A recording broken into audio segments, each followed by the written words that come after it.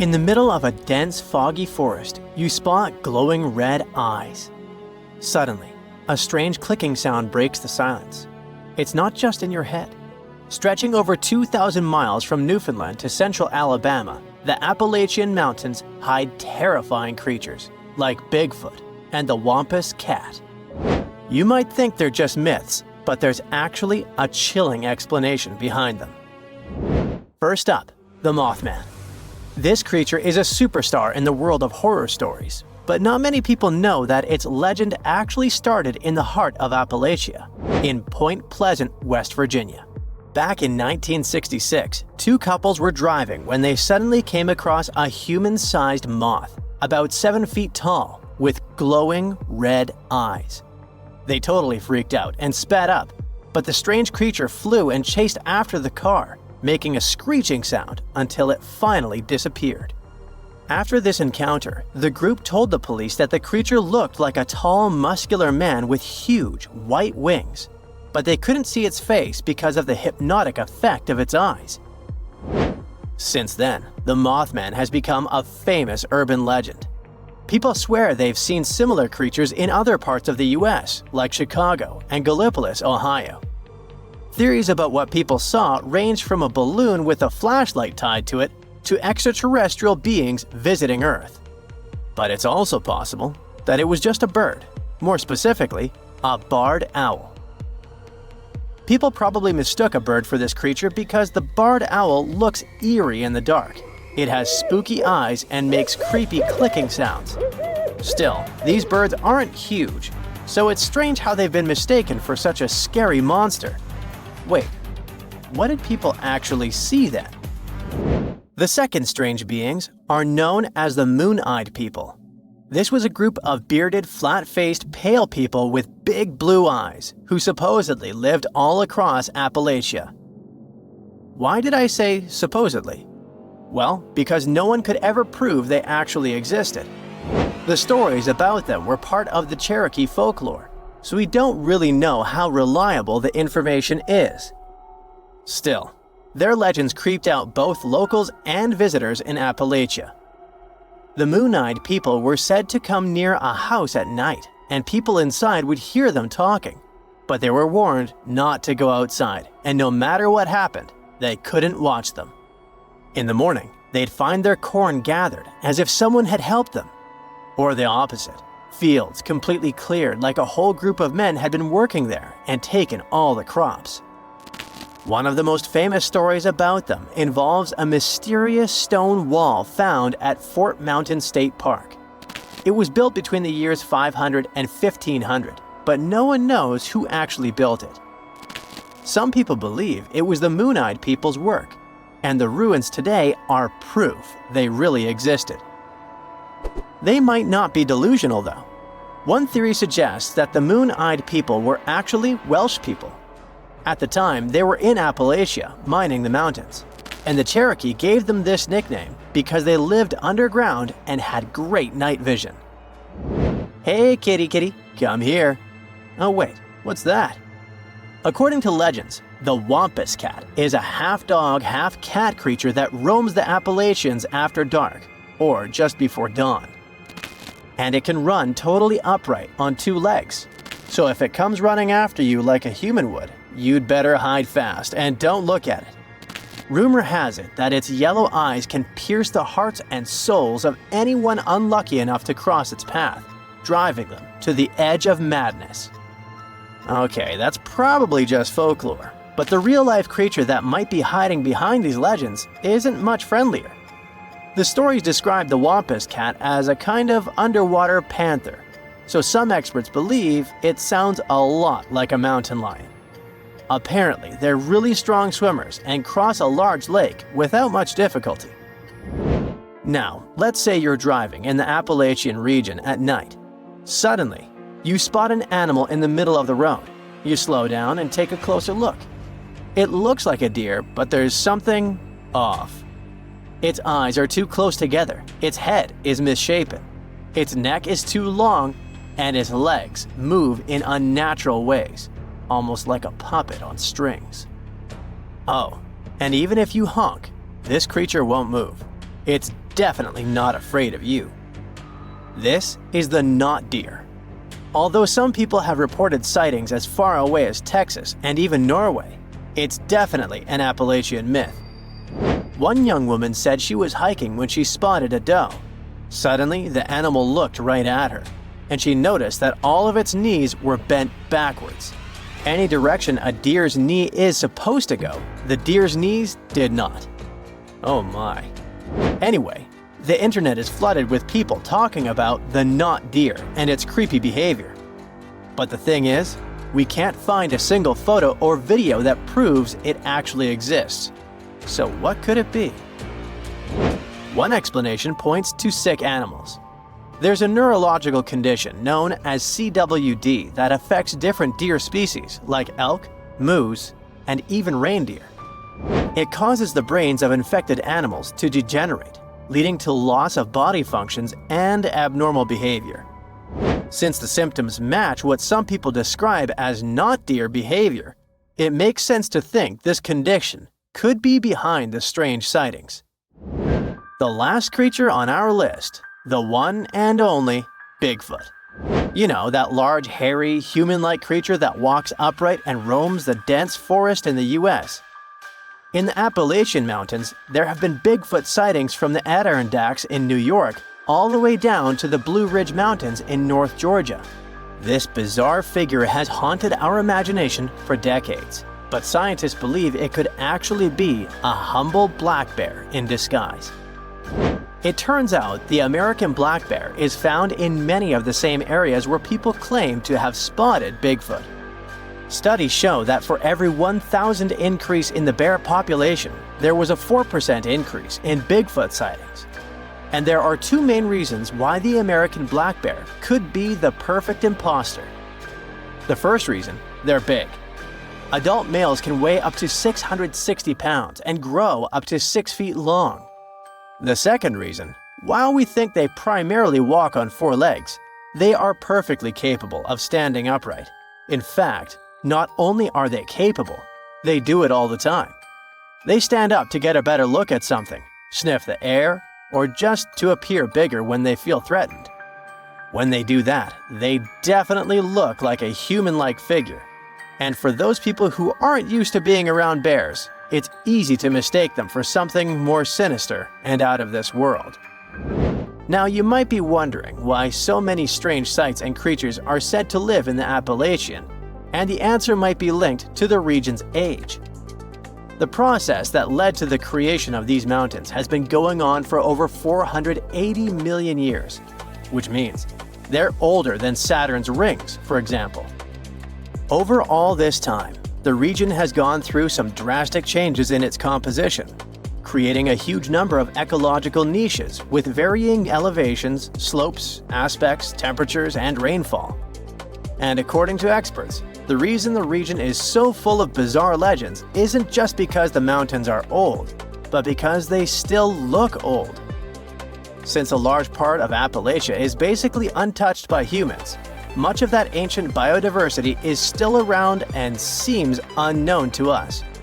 This has created a landscape full of deep forests, mist-covered valleys, and winding rivers.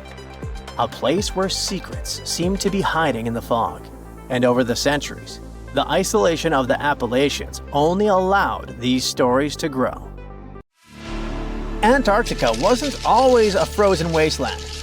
A long time ago, it was full of life. And 56 million years ago, something terrifying stalked its jungles. A giant, flesh-eating bird. It was around 6 feet tall and weighed as much as a lion. For millions of years, nothing could challenge it. So why did it disappear? And could there be even bigger predators still hidden beneath the ice? Paleontologists found 2 massive claw bones in Antarctica, sharp, curved, and powerful, belonging to this bird. They were dug up from the Epresian-aged rocks of Seymour Island, which means they're around 40 to 50 million years old. Their shape left no doubt. These were the so-called terror birds. Their scientific name is Forus raceti, some of the most fearsome predators to ever walk the earth. They were flightless and didn't even need wings. Instead, they could sprint at breakneck speeds like ostriches from a nightmare. For millions of years, these birds ruled South America. But now, for the first time, their presence has been confirmed in Antarctica. No surprise here. Back then, South America and Antarctica were still connected, allowing animals to easily commute between continents.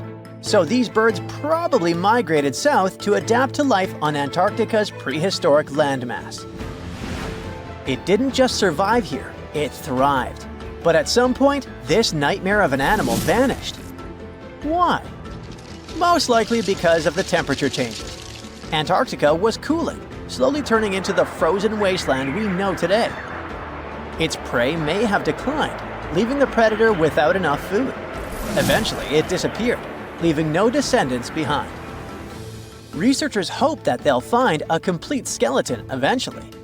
They're also wondering where there might be even bigger species waiting to be discovered. Perhaps these birds evolved into a completely new Antarctic lineage. But for now, all we have are two giant, creepy claws. People often think that there are almost no animals or plants in Antarctica. But that's not true at all. Penguins waddle around, and forget the cute tiny ones. Antarctica used to have 6-foot-tall monsters. The emperor penguins are the largest penguin species alive today. They can dive over 1,800 feet deep and hold their breath for over 20 minutes. There were giant ancient penguins around 38 million years ago. They were the size of humans. Fossils show they had long, sharp beaks, making them terrifying hunters of fish and squid. The fish there are also absolutely fascinating. Forget giant squids. Colossal squids are nightmares even bigger. Some reach over 40 feet long with massive, super sharp beaks and eyes the size of dinner plates. Finally, orcas, the apex predators of the Antarctic Ocean. They hunt in packs, working together like a wolf pack of the sea to take down seals, fish, and even massive whales.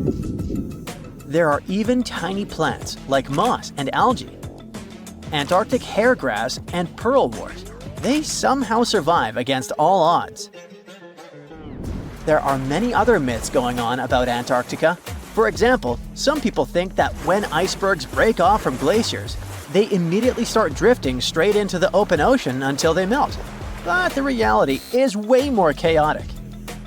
First, when an iceberg breaks off from a glacier or ice shelf, it has to deal with underwater obstacles. It can stay stuck on the seafloor for decades without moving. Then they get caught in powerful whirlpools and spin in place for months. One iceberg, a 23A, spent nearly 40 years frozen in place before finally breaking free, only to get caught in a swirling ocean vortex for another 8 months. After that, their paths are influenced by ocean currents, tides, winds, and even underwater topography. They don't just float freely, their movements are full of literal, unexpected twists. And speaking of glaciers, another strange rumor is that some humans can't travel more than 311 miles inland in Antarctica because of an impassable ice wall, freezing jet fuel, deadly winds, and no oxygen. But this is completely false. Antarctica has been explored by planes, vehicles, and even scientists on foot. There's an entire research station sitting at the South Pole. People live there all year long. The ice wall is real, a massive ice cliff rising above the ocean. But that isn't some secret barrier, it's an ice shelf. These are thick slabs of ice that form when glaciers slowly flow off the land and spread over the ocean. Almost 3/4 of Antarctica's coastline is made up of them, but they don't form some giant ring around the world. Antarctica is one of the most extreme places on Earth, but we've conquered its challenges and we keep learning more about it every year. That's why every year, millions of dollars are poured into keeping research stations running, protecting wildlife, and making sure the people who live there have everything they need. But where does all this money go? Well, Antarctica stations are basically small cities. There's electricity, heating, water purification, food storage, and medical facilities.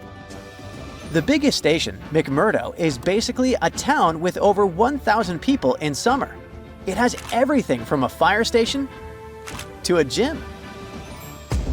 The South Pole Station is super deep inland, so it's one of the hardest places to supply. Getting food and fuel there requires airplanes flying thousands of miles in extreme cold. But the internet loves a good mystery. When Google Maps revealed what looked like a massive doorway in Antarctica, conspiracy theorists went wild. People joked about everything from Bigfoot's vacation home to a secret base, or even a Star Trek spaceship hangar hidden in the ice. But there's a way simpler and less exciting explanation. It's actually a grounded iceberg, a chunk of ice that got stuck in shallow water and is now slowly melting. As ice moves across the landscape, it flows around bumps and obstacles, creating odd shapes. The process of melting, breaking apart, and refreezing can carve ice into unexpected forms. Antarctica also has incredibly strong downward-blowing winds that sculpt ice into dramatic formations over time. No secret doorway, unfortunately. And speaking of doors, for years, Ushuaia, Argentina, has been called the gateway to Antarctica. The last stop before the icy continent. The place where expeditions begin. But there's another option. Punta Arenas, Chile. Let's compare them. Ushuaia is closer to Antarctica. It's the top departure point for tourists going on cruises. But no regular flights to Antarctica. No major scientific bases operating from here. It's basically controlled by the military, which refuses to allow private flights, only commercially operated ships. Yes, Punta Arenas is further from Antarctica, but 22 countries and global organizations use it as their main base. There are regular flights to Antarctica happening there every year. Private airlines can actually operate here, making it the real air connection to Antarctica. Ushuaia may have the best location physically, but Punta Arenas actually runs the show. Argentina made a huge error in picking its Antarctic airbase. Instead of setting up a simple, accessible base at sea level, they built Marambio Base, very high on rough terrain, completely impossible to reach by land. Everything has to be flown in by helicopter, making operations slow, expensive, and frustrating. For 50 years, Argentina stubbornly stuck to this bad decision, while Chile set up efficient, well-planned bases that the world now uses. If things don't change, Ushuaia will be nothing more than a tourist stop. But what's terrifying is that Antarctica seems to be returning to its past. It's supposed to be the coldest place on Earth, but something shocking happened just recently. For the first time in recorded history, temperatures in Antarctica broke 68 degrees Fahrenheit. This continent is buried under miles of ice. Usually, temperatures there can drop to minus 112 degrees. But in the winter of 2020, scientists recorded an insane 69 degrees on Seymour Island, hotter than many places in Europe at that time. Scientists believe there are several reasons for that. First, there are changes in the way heat moves around the planet's waters. Second, melting permafrost due to the planet warming. It looks like the climate is changing faster than expected. In 2011, scientists from Chile found a weird-looking fossil in Antarctica that looked like a squashed football. Almost 10 years later, the rock just sat on a shelf in Chile's National Museum of Natural History with no specific label. It went by The Thing in the museum because it looked like something from a science fiction movie. When the scientists finally got their hands on the strange fossil, it turned out it was actually a giant softshell egg from around 66 million years ago. This one is more than 11 inches long and 7 inches wide. A regular chicken egg is just 2.5 inches long, and an ostrich egg is almost 6 inches long for comparison. So, the Thing won the title of the biggest softshell egg ever found and the second largest egg of any animal we know of. The only bigger egg that was ever found was that of the extinct Madagascan elephant bird, which is also 1.5 times as tall as Michael Jordan. The bird, not the egg. The Antarctic egg is also special because it's the first fossil ever found in this part of the world. So, whoever left it there must have been one big creature, probably a giant sea turtle that lived long ago, like a mosasaur. This is surprising because most scientists thought these creatures didn't even lay eggs, so this discovery could change what we know about them. The egg is also unique because it has a thin eggshell and no pores, which is totally different from most dinosaur eggs. It actually looks more like the eggs of lizards and snakes, but it came from a giant creature related to these animals. No known dinosaurs or flying reptiles from that time and place were big enough to lay such a huge egg, so it must have been a mosasaur after all. But we can't be 100% sure. Scientists did a lot of work and studied 259 types of living reptiles, like lizards and snakes, and their eggs. From this, they figured out that the mommy who laid the egg was probably at least 23 feet long, not counting her tail. During the late Cretaceous period, this part of Antarctica might have been like a nursery. Paleontologists have found bones of tiny mosasaurs and plesiosaurs in the same area, along with bones from the grown-up ones. Archaeologists in Norway made another cool but literally discovery and found dozens of arrows that had been hidden in ice for 6,000 years. They were melting out of a large ice patch in the high mountains, covering an area of about 45 football fields.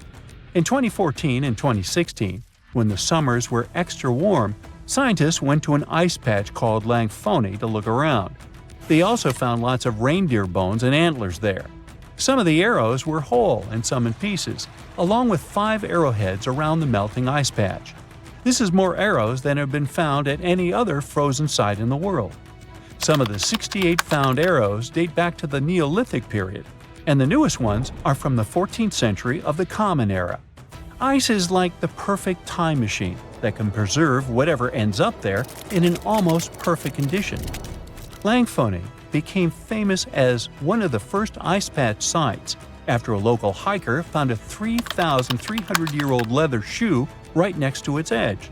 Scientists are studying places like this to understand how people use these sites and how the ice patches from Norway to North America changed over time. Now, once upon a time, around 32,000 years ago, to be exact, a squirrel buried some seeds near a river in Siberia. Am I the only one getting the Ice Age vibes? Anyway, these seeds belong to a plant with cute white flowers. Thousands of years later, a group of scientists found these seeds buried deep in the frozen ground, about as far down as a 12-story building is tall. The seeds were surrounded by ice and bones of animals, like mammoths, bison, and woolly rhinoceroses. The mature seeds had been damaged, maybe by some squirrel, but some of the younger seeds still had good plant parts inside them. The scientists carefully took those out and put them in small containers to help them grow. And here comes the coolest part. They were able to grow the plants. Their flowers were shaped a little differently from the flowers of the same plant that grows today. After a year, the Ice Age plant even made new seeds. Based on this, the scientists suggested that permafrost could be a depository for an ancient gene pool, and we could find extinct species there and bring them back to life. Scientists on an icebreaker in Antarctica were looking for whales, but found something way more unusual. The camera behind the ship, which is as heavy as a car, detected 16 million icefish nests on the floor of the Weddell Sea. The nests were located about every 10 inches in all directions and covered an area of 93 square miles, which is slightly bigger than the whole of Washington, D.C. The colony even had a distinct border, which was a line in the sand. The scientists were in the area because they were studying a special spot in the ocean where the water was a little warmer than the water around it. In this warmer water, they found tiny animals called zooplankton near the top. When the young icefish hatch, they swim up to this area to eat the zooplankton before going back down to the seafloor to grow up and have their own offspring. Since there was so much food, it made sense to see icefish in this warm water. But they didn't expect to find such a huge number of icefish nests, much more than anyone had ever seen before.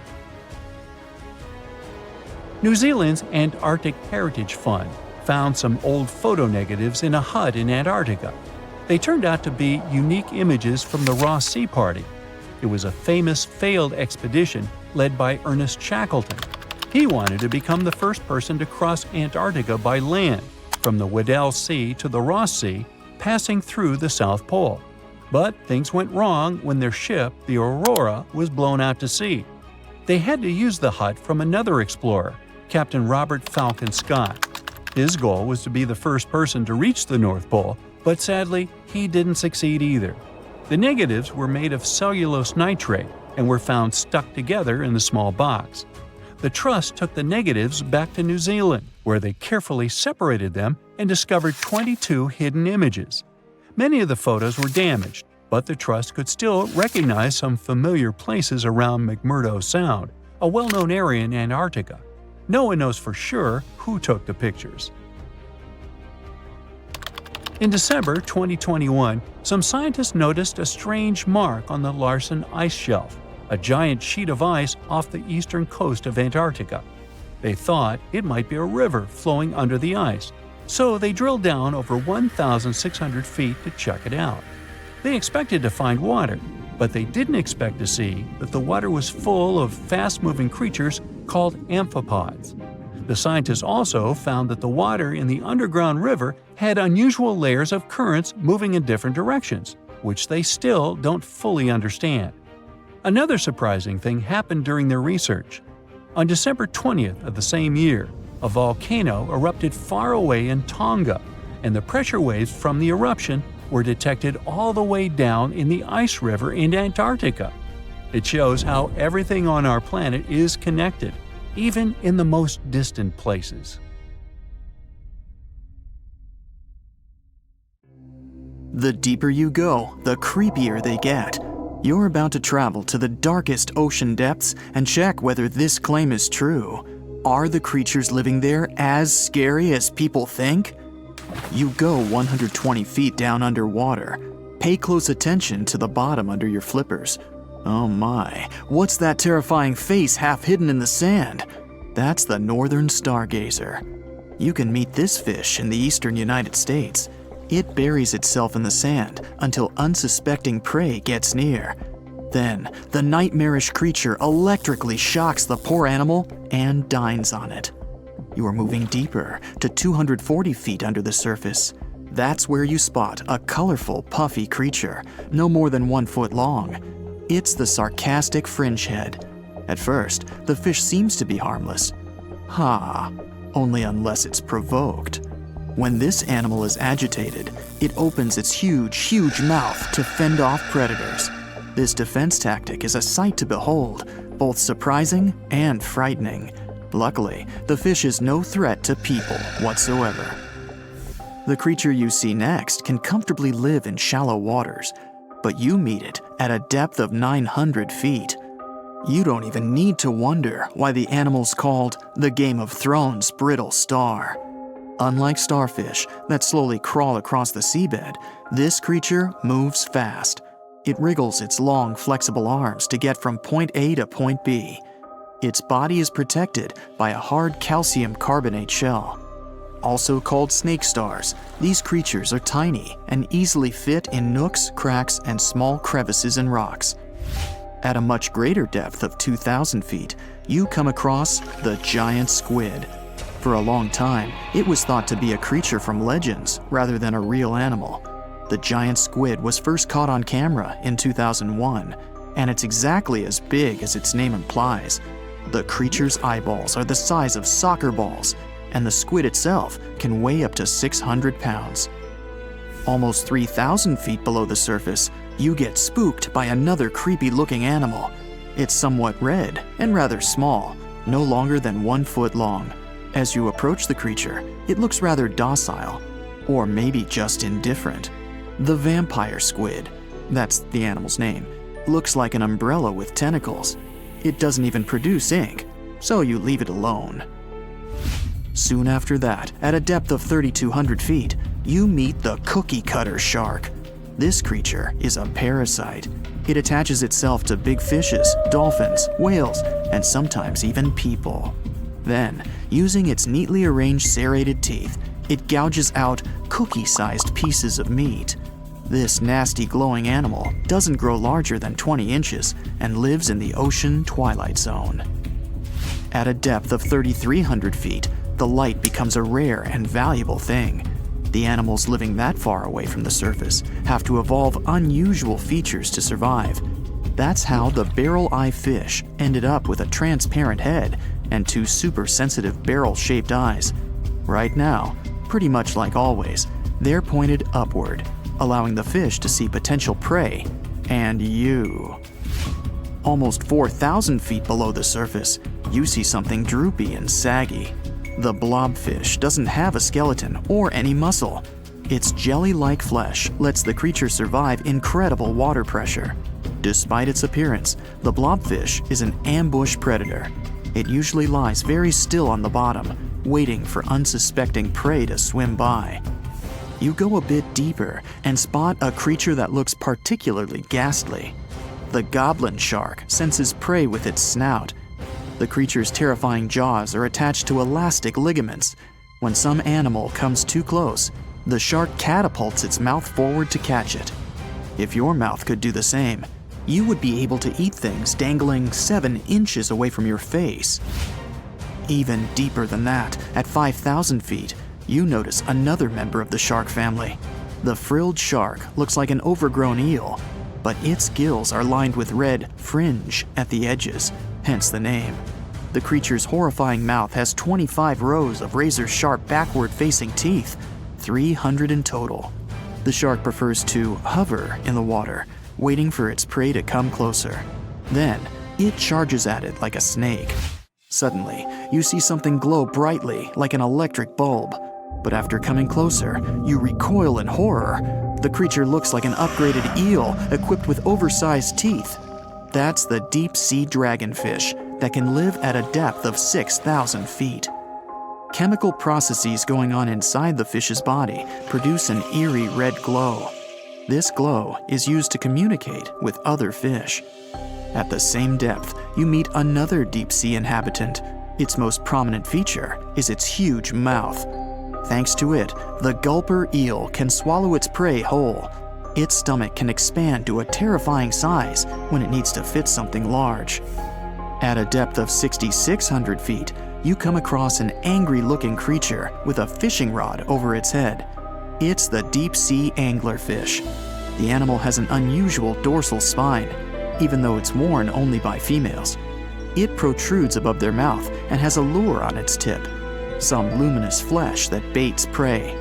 The anglerfish has such a big mouth and its body is so pliable that it can swallow animals twice its own size. You're 7,000 feet down when you see another fish that's glowing in the dark. The black dragonfish is a sly creature. It has its light-producing organs arranged along its belly. The spooky creature also has gleaming flashlights next to its eyes. They help the animal find prey and attract potential mates. At the same depth, you also spot an enormous pillbug. But unlike the critter you can find in your garden, this one is at least 20 inches long. That's the giant isopod, and it is, indeed, related to the roly-poly, as well as crabs and shrimps. These creatures may look somewhat scary, but they're harmless. They feast on other deep-sea animals only after those have passed away. At a depth of 13,000 feet, you notice the ocean floor has become a bit fluffy. That's because it's covered with zombie worms. These creatures rarely grow to be more than 2 inches long, and still, they can break down fairly large animals, so strong the acid they produce is. The worms' feathery appearance makes them look like plants, but the truth is, these creatures munch on rock-hard bones of the world's largest animals, such as whales. The grid-eye fish almost scares you out of your mind soon after that. This creature has a pair of large greenish oval plates on the top of its head and no eyes whatsoever. Experts believe that these bony membranes detect light coming from predators, saving the fish's life. You're now 3 miles down below the surface, and that's where you spot something bizarre on the bottom. It's definitely a fish, but it's standing on the ocean floor on 3 long, rigid legs. Ah, it's the tripod fish. Curious rather than scary. This creature has adapted to the almost complete darkness by giving up on its vision. It has to rely on vibration and touch to sense prey. And then, the fish uses its fins as hands to transport food directly into its mouth.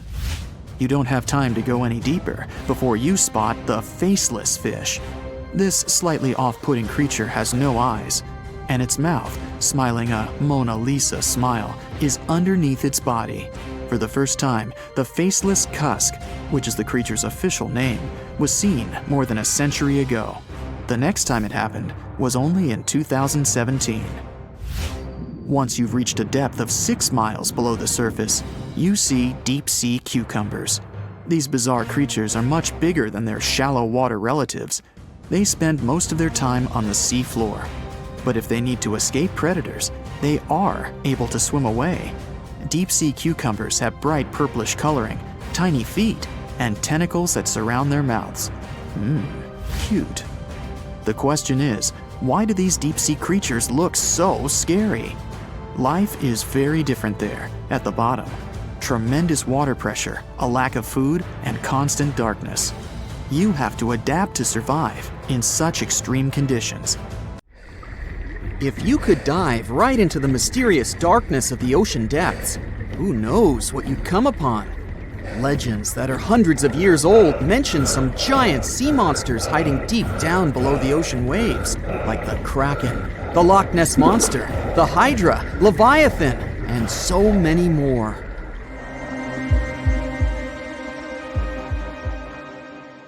Okay, no one has ever seen such monsters, but there are still weird and unusually big sea spiders, squid, worms, and many other animals that grew way more than we'd expected. Take a look at the colossal squid from sub-Antarctic waters.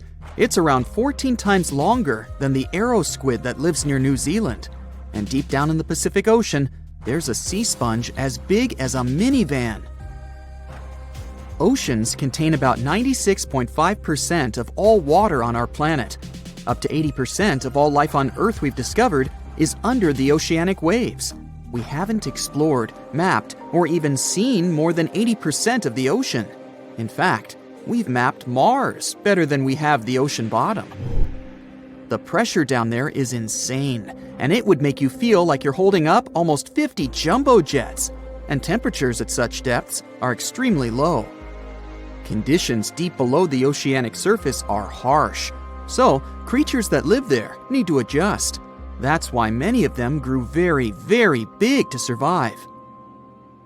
Creatures that live in cold, dark depths are so big because of a phenomenon called deep sea gigantism. The deeper you go below the oceanic surface, the less sunlight there is. That's why the temperatures drastically fall. The result of this is increased cell size and longer life of creatures. Also, these creatures don't have as much oxygen as the marine animals that live in shallower parts, and their food sources are minimal. Much of the food they get comes from shallower waters, and only a little bit trickles down to the deeper parts. And when there's not enough food, being large is an advantage. Larger creatures can move farther and faster to find something to eat. Their metabolism works slower. They don't digest the food that fast, so they can store food and conserve energy for hard times when they can't find anything to eat. They don't need to regulate their body temperature either, which also helps them save some energy, which they can then transfer to other body processes. They mature more slowly and later than those living in shallow waters. The majority of fish species that dwell in deep waters live 30 years or even more. Orange ruffy fish, on the other hand, live up to 150 years.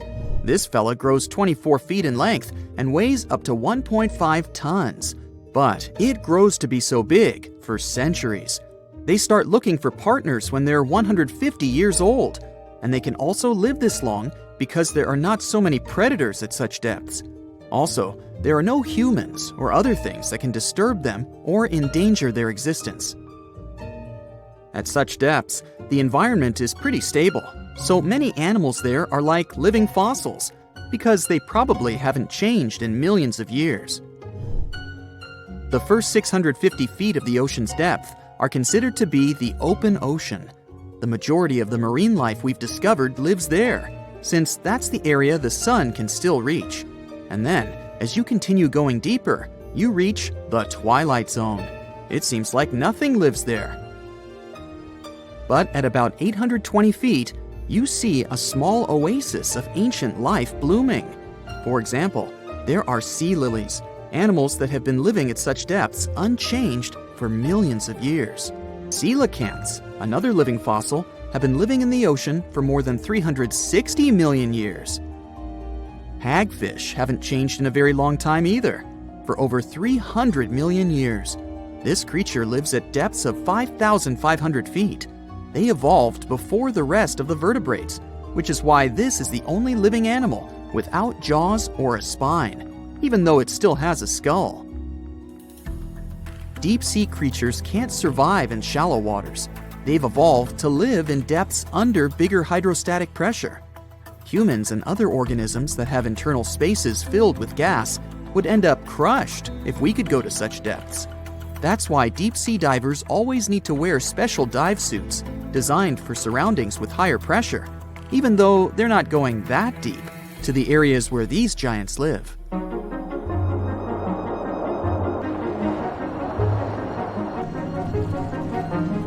But near Antarctica, you can see gigantism way closer to the surface, like giant sponges, sea slugs, sea spiders the size of a dinner plate, worms, and even some enormous single-celled organisms. They all tend to chill in shallower waters. Scientists are not sure why exactly, but they think it could have something to do with oxygen. Giant species use just a little oxygen, and the waters around Antarctica are pretty rich in it, which means there's hardly any limit to these animals growing bigger and bigger. Back to deep-sea creatures.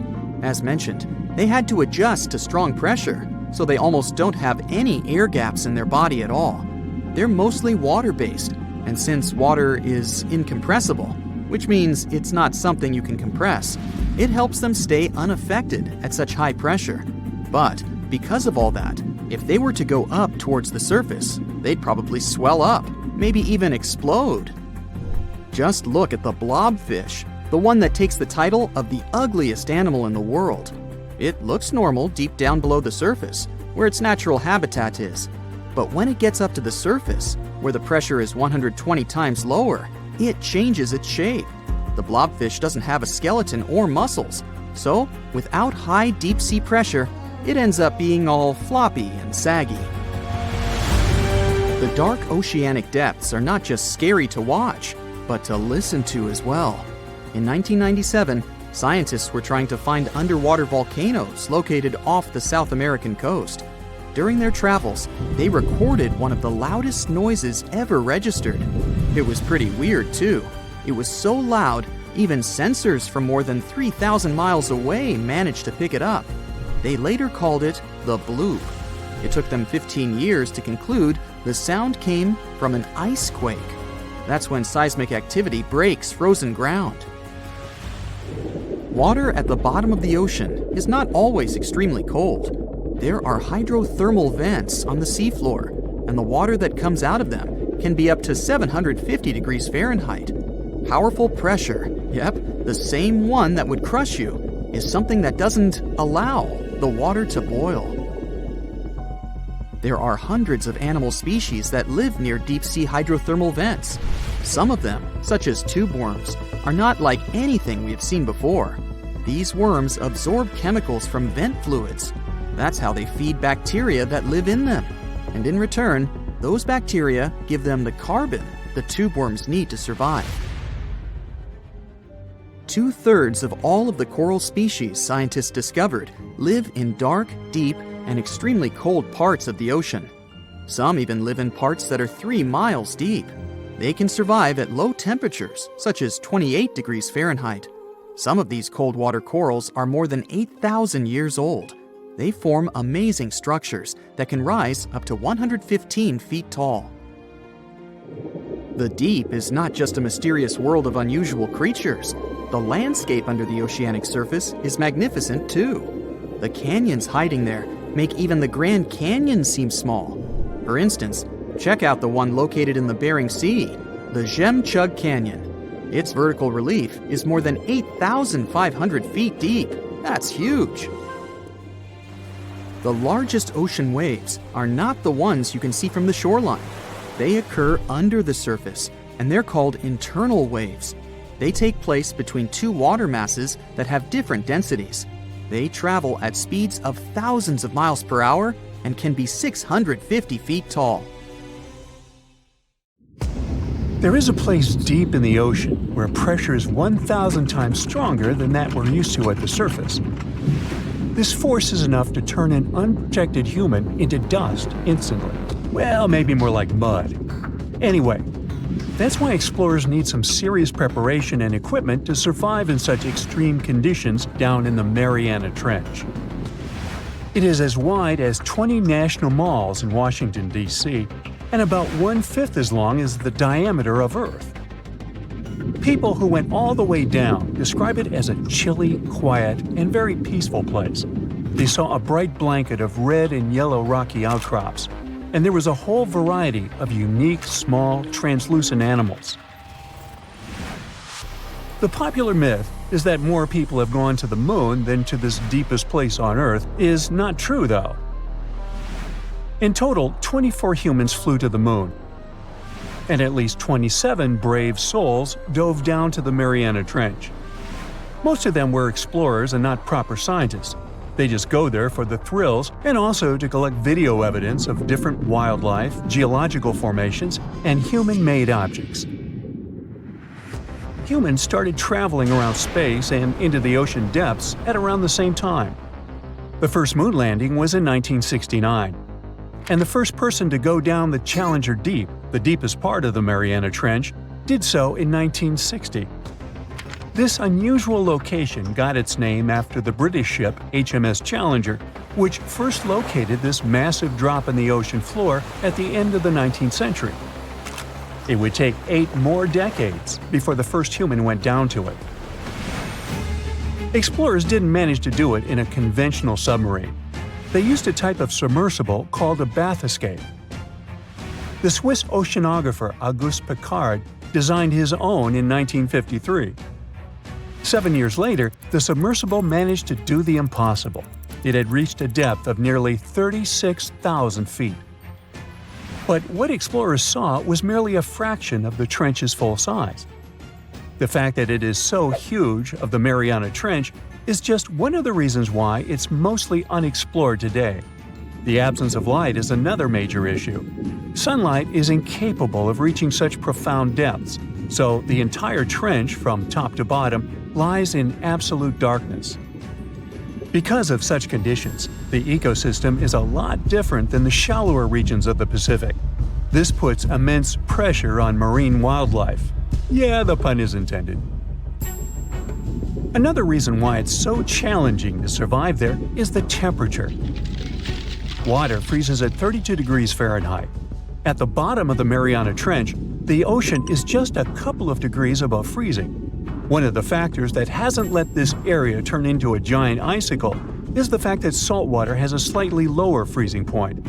The other reason is geothermal energy that warms the ground at the bottom of these just enough for it not to freeze. That's why submersibles need to have proper insulation to navigate these icy conditions. When they reach the bottom, researchers find out that this desolate and harsh climate is home to several animal species. They encountered arrow-toothed eels, snailfish, and spoonworms at various depths. There were even strange-looking translucent sea cucumbers and shrimp-like amphipods. The biggest surprise was microbial mats thriving on methane and hydrogen from the mud. Among the species, the Mariana snailfish looks like a master of the environment that can go farther and deeper into the trench to feed on prey than its competitors. Despite its seemingly fragile appearance, the snailfish has adapted to withstand extreme pressures, a superpower it wouldn't be able to survive without. The exotic life forms that live deep down aren't normal-sized, since deep-sea gigantism makes them grow significantly larger than their counterparts in other ecosystems. One example is the giant tube worm, which can be 6 feet long. Science has a hard time explaining the exact cause of this form of gigantism. Thermal vents are just one of the possible explanations. All of these factors might help explain the huge time gap in researching the Mariana Trench. The first successful dive after the 1960 expedition came only in 2012. That's when the famous Canadian film director James Cameron went down in the Deep-Sea Challenger. Because few scientists have gone that deep before or after Cameron, there is no map of the deepest point on our planet. We know very little about the oceans that cover 2/3 of the Earth's surface. Researchers have mapped out only 5% of them so far. Science still has a lot to discover in the Mariana Trench and other unexplored places on our planet. The Amazon rainforest stands as the best example of the world's most unexplored regions. The list of reasons why this part of South America is unknown starts with its wildlife: jaguars, anacondas, piranhas, black caimans, and Brazilian wandering spiders are just some of the creatures that pose a risk for researchers. Relentless year-round rainfall induces heavy flooding. Add to all this some treacherous river currents, and you can see why scientists have mapped such a small percentage of the Amazon to date. In just one region of Brazil, near Peru, there are at least 14 tribes that have never had contact with the outside world. The national authorities intend to keep it that way. Isolation of these indigenous people is the best way to protect their future. The same goes for a remote island in the Indian Ocean. After the tragic tsunami of 2004, helicopters flew over North Sentinel Island to make sure its inhabitants were alive and well. Meanwhile, the Sentinelese weren't thrilled. They took up bows and arrows to drive away the unwanted visitors. This tribe is one of the last uncontacted tribes on Earth. Although anthropologists and filmmakers visited the island in the late 1960s, we still don't know much about its indigenous population. It sits a long way off any shipping lanes in the Bay of Bengal. North Sentinel has no natural harbor, and it's surrounded by a shallow reef. This makes access to the island possible only by boat. The Indian officials who lay claim to the island have prohibited outsiders from visiting the island for safety reasons.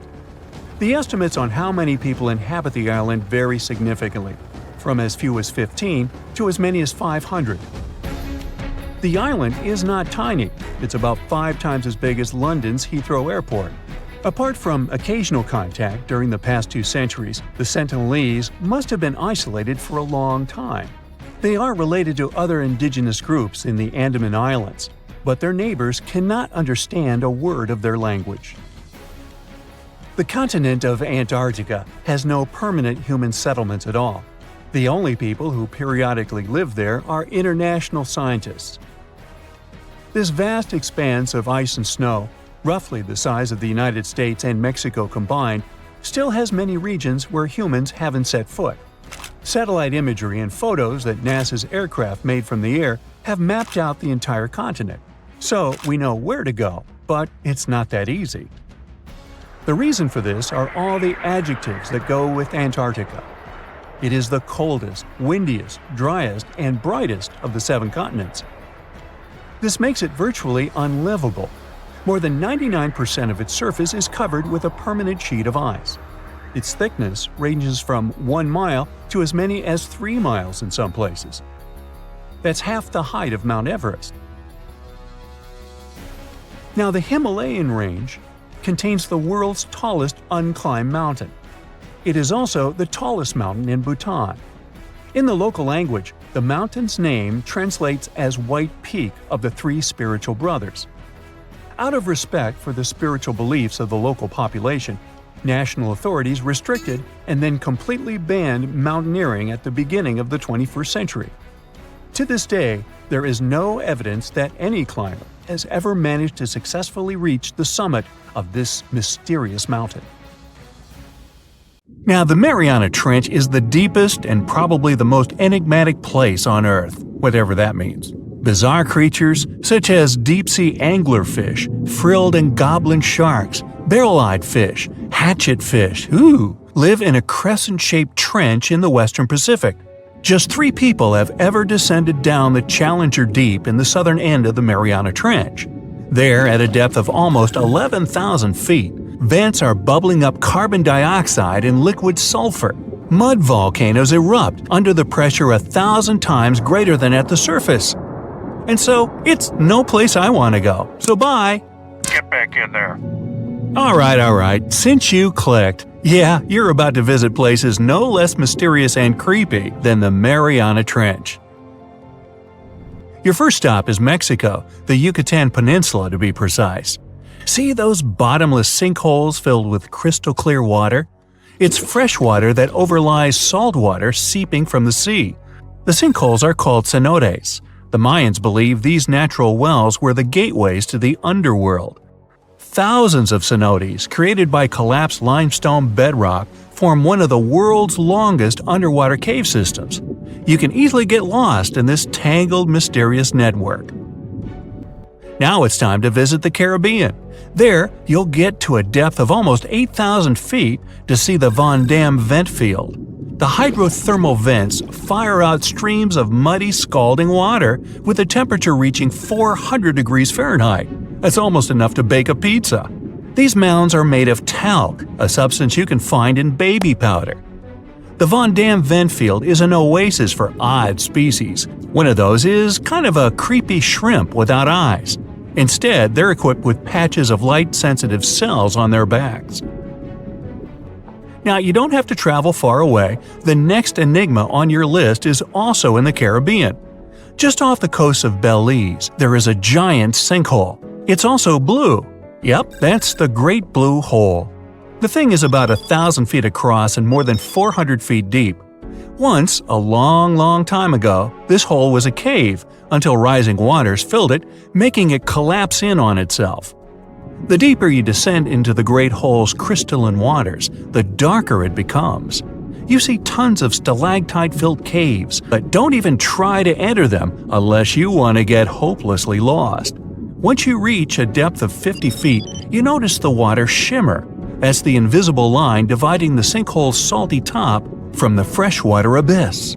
Time to get out of there. Who knows what you might come across in the murky depths? Your next destination is off the Pacific Northwest coast. Almost 500 streams of methane bubbles were discovered there several years ago. Because of the bubbles, the vents got the name champagne seeps, which sounds better than the fart spas. Scientists are still puzzling over this phenomenon.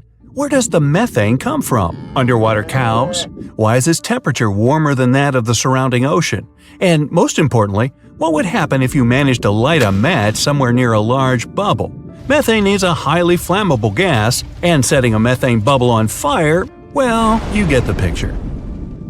And now you're off to Iceland. The plan is to dive into Silfra, a fissure filled with pure glacier water. This 206-foot deep crack is the only underwater place on the planet where you can touch 2 continents at once. The deeper you go, the darker it becomes. The rocky landscape looks otherworldly. Divers who dare to visit this incredible place risk having their gear frozen, getting hypothermia, or not surviving whatsoever. After all, the water temperature in Silfra Fissure is about 35 degrees Fahrenheit year-round. Your next destination is Scotland. Okay, cue the bagpipes. If you dive in the Gulf of Resurrecting, a narrow strait between 2 islands, you'll see massive underwater rocks and deep holes. They create the 3rd largest permanent whirlpool on the planet, the Resurrecting Maelstrom. The water moves through the strait at breakneck speed. It hits the underwater rocks, and the place looks like a pot with boiling water. The waves, created in the process, sometimes reach a height of 15 feet, and you can still hear the roaring whirlpool from 10 miles away. It's believed the Resurrecting Maelstrom has swallowed dozens of sailors over the centuries. They were caught unaware by the ferocity of this natural phenomenon and pulled underwater in the blink of an eye. Okay, enough bagpipes. Your adventures are getting more and more extreme. You're heading for Antarctica. There, in the Southern Ocean, you'll find the Ross Sea Ice Shelf. Say that 5 times real fast. Later, not now. It's roughly the size of Spain, with the ocean underneath containing as much water as the North Sea. Once, scientists drilled all the way down through this enormous chunk of ice. Imagine their astonishment when they found life in those extreme conditions. The researchers came across dozens of mysterious species not known before. The most unnerving were upside-down swimming fish and overturned sea anemones hanging in the frigid waters. Hopefully, bizarre places with a notorious reputation don't frighten you. Well, too bad, because you're about to visit the Bermuda Triangle. It's an area between Bermuda, Florida, and Puerto Rico where planes and ships seem to vanish in thin air. For the first time, this place attracted a lot of attention in 1945. That's when 5 U.S. Navy planes disappeared during training. Before radio contact was lost, the flight leader said, "We're entering white water. Nothing seems right." After that, the planes with 14 men flying them disappeared. Even scarier, a rescue plane with 13 people on board never came back as well. Some people believe the mythical city of Atlantis lies at the bottom of the triangle. They claim its inhabitants use extraterrestrial technologies to sink ships and crash airplanes. Others blame rare and unexplored natural phenomena, for example magnetic anomalies, or massive pockets of flammable methane gas. There we go again. Then, if a bolt of lightning ignited a giant methane bubble near a ship or a plane, this could probably make it sink without a trace, except the smell. But methane is found everywhere all over the world, and it never behaves this way. Some experts aren't sure there's a mystery to explain whatsoever. Lots of busy routes pass through this area. No wonder more ships and planes sink there than anywhere else. Now, prepare some warm clothes. You're heading for the north again. Your destination is Cape Desolation in Greenland. Nice place. In 2012, Canadian researchers were sampling the water in that area, and their equipment came back to the surface with pieces of coral attached to it. That's how a cold water coral reef was stumbled across. These unique pinkish corals can easily go without sunlight and live in strong currents 3,000 feet below the surface. Another unique spot you can't miss lies between Greenland and Siberia. The Gakkel Ridge is the deepest and most remote portion of the global mid-ocean ridge system. In some places, it reaches the depth of more than 3 miles. It's only natural the darkest corners of this underwater world remain unexplored. Fascinating chemical reactions happening at the bottom of the ridge produce hot fluids rich in minerals. They spew, like freshmen at a rush party, from seafloor vents. And since these vents are isolated from the rest of the ocean, they're hot spots for bizarre creatures found nowhere else in the world. Your next stop is just off the coast of Cuba. Circular columns, paved floors, symmetrical stone structures. That's what the Cuban underwater city looks like. What happened there? Why was a large city abandoned at a depth of more than 2,000 feet? Lots of people believe those are the ruins of a long-forgotten civilization. But scientists have their doubts. They claim the lost city is nothing but a natural phenomenon that appeared about 5 million years ago. The disc and donut structures often appear around the areas of the seafloor where natural gases break free. Again with the gases. When you come to visit the Sargasso Sea in the middle of the North Atlantic Ocean, you won't find its shores. Instead, it's surrounded by powerful ocean currents. These are the same currents that turn the sea into a gigantic convention for dense brown seaweed. In the 19th century, a French ship was discovered in the Sargasso Sea. Its sails were set, but not a single crew member was on board. This mysterious disappearance made people believe the seaweed was carnivorous. The Sargasso Sea is indeed a weird place. It's always eerily calm and unnaturally warm, even though it's surrounded by the churning, freezing waters of the Atlantic Ocean. Could one of these bizarre places become a home to the largest marine predator ever, the Megalodon? The giant shark's teeth, some larger than an adult man's hand, have been found pretty much all over the world. But since these creatures preferred warm, shallow waters, they lived along the coastlines of all continents except Antarctica. In other words, It'd be a waste of time to search for the giant predator in the depths of the Mariana Trench, in Greenland, or in Mexican cenotes. But then, could it choose the waters of the Caribbean to hide from the hustle and bustle of the modern world? Don't get your hopes up. There's been no proof the Megalodon does exist these days. It wasn't a shy, elusive animal, and still, no one has seen this shark lurking around recently. Not even near the fart spas. What's the scariest predator under the ocean? The crocodile? I don't think so. Loch Ness Monster? Please, it never existed. How about the Chronosaurus? Well, it is extinct, but you might be onto something. Let's take a look at what it'd be like if these creatures were still around today. First things first, what on earth was it? The Chronosaurus was a marine carnivore that lived in the cool, high-latitude Eromanga Sea. It covered vast areas of inland Australia between 90 and 120 million years ago, during the early Cretaceous period. Near-complete fossils of the creature were also found near Colombia, which is a country that has a noted connection to prehistoric reptiles and turtles. This fact makes it extremely possible that the monster I'm about to describe existed worldwide. You might have heard saurus and thought, oh, it's a dinosaur. But these were actually reptiles. They were the largest member of the Plesiosauridae family, referred to as plesiosaurs. Fossil evidence suggests they weighed over 20,000 pounds and were roughly 30 feet in length. Just to put that in perspective, the longest crocodile ever measured was a saltwater crocodile by the name of Lolong from the Philippines. It was 20 feet in length and weighed just under 2,500 pounds. And that's still 10 feet shorter and incredibly lighter than the average Chronosaurus, making the crocodile seem like nothing more than a glorified goldfish in comparison. Despite its terrifying length, the most physically daunting feature of the Chronosaurus was its head. Its skull was about 8 feet long, which was actually proportionally large given the size of its body length. Anything that was unfortunate enough to end up inside the Chronosaurus's mouth may have been given false hope. After all, the teeth of the beast weren't actually that sharp. On second thought, I take that back. I wouldn't feel confident around a toothless snake, let alone being inside the mouth of this monster. But it's true that the Chronosaurus's teeth weren't sharp, especially when compared to other carnivorous reptiles, such as crocodiles and alligators. The teeth of this prehistoric sea creature were instead conical. This means that they were cone-like in shape. Unfortunately, this lack of sharpness didn't make them less dangerous.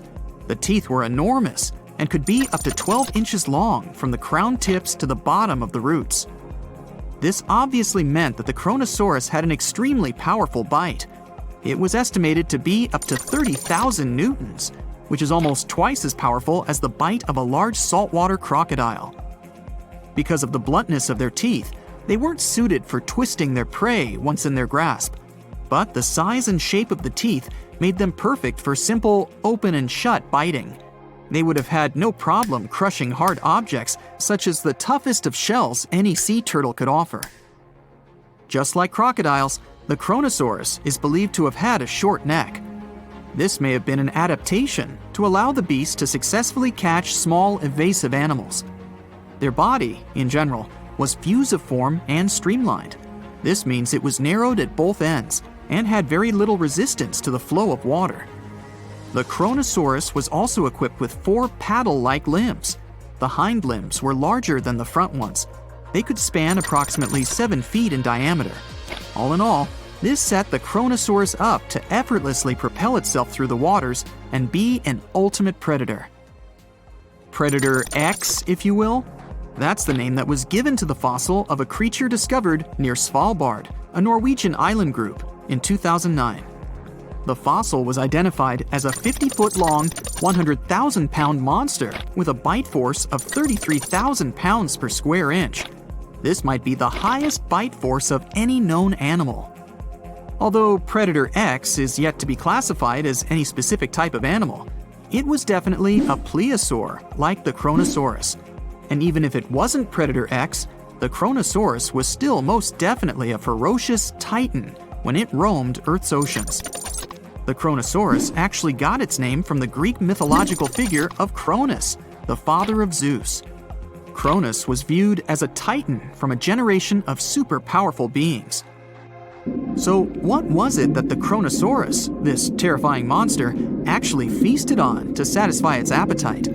This creature was known to eat sea turtles, squid, and other larger marine reptiles of that time, such as elasmosaurids and ichthyosaurs.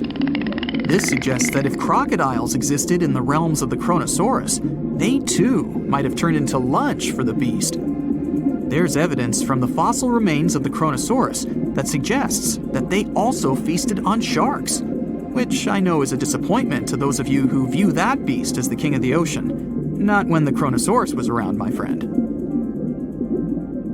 In any case, grounding all kinds of food into small pieces to help digest them would have been difficult without small teeth. This explains the presence of rounded stones found in many of the remains of these sea creatures. Researchers believe these stones may have been swallowed to control buoyancy or to help process food. It's also entirely possible they were accidentally swallowed while feeding on other animals from the seafloor. As if the Chronosaurus even needed to be a meanie with its already existing power and size, there's also evidence to suggest that it indeed might have been. It turns out that after using all its impressive attributes to catch its dinner, the Chronosaurus first liked to play with its food, like a cat does with a mouse. I guess since the hunt was so easy for them, they needed to get their fun from somewhere else. Well, I think now you should have a good idea about these creatures. So let's ask ourselves what it would be like if they were still around today. And by the way, why aren't they? Well, the Chronosaurus was completely finished off by the same KT meteor that took out the dinosaurs 66 million years ago. But even before this catastrophic event, they were coming under increased pressure from an even bigger and more vicious family of carnivorous marine reptiles known as mosasaurs. You can't always be a top dog, I guess, or rather, top marine reptile. But what if this never happened, and they were still roaming Earth?